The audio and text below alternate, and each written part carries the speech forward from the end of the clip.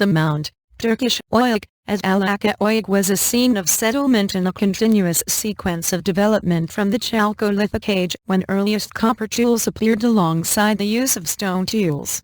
During the early Bronze Age, the mound was the center of a flourishing Haitian culture. It has been continuously occupied ever since, until today's modern settlement in the form of a small village. The standing and distinguishing remains at Alacahöyük, however, such as the Sphinx Gate, date from the Hittite period that followed the Hatti, from the 14th century BC. Site of Alaca Höyük. A royal tomb in Alaca Höyük. 13-shaft grave, royal tombs, Erbika. 2350 to 2150 BC, and Alacahöyük contained the dead in fetal position facing south. They were richly adorned with gold fibulae, diadems, and belt buckles and repoussed gold leaf figures. According to Trevor Bryce, there is a theory that the occupants of the tombs were not from the native Haitian population of central Anatolia, but were Kurgan immigrants from the region of Makop in southern Russia who spoke an Indo-European language and perhaps became rulers of the local Haitian population. 3.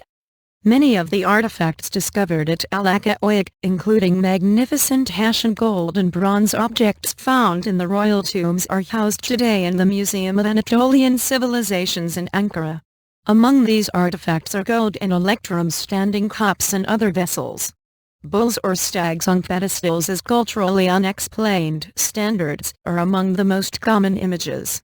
The standards are cast in copper, in the form of flat circles, half circles or squares that are infilled with an open network of crossbars, central crosses, and swastikas.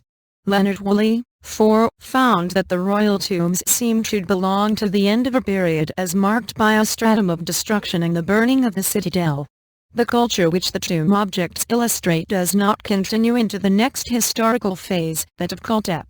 Modern assessment, 5, finds that the site continued as a flourishing community to the end of the late Bronze Age.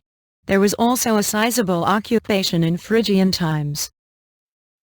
A dam, dating from 1240 BC, was announced to be reopened for use on September 23, 2006. The dam was ordered by King Tawiniya in the name of the goddess Bat.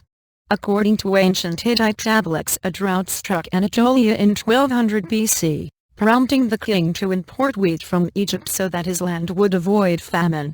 Following this, the king ordered numerous dams to be built in central Anatolia, all but one of them becoming non-functional over time. The one in Alacahöyük has survived because the water source is located inside the dam's reservoir.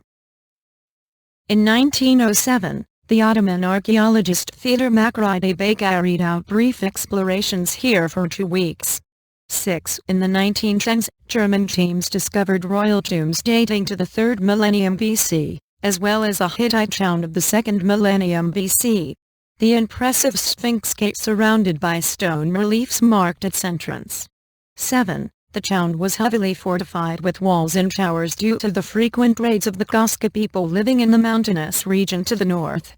Excavations by the Turkish archaeologist Remzio Use Arkansas K. in Hamiko resumed in 1935 under the personal instructions of Ataturk, who contributed from his own budget.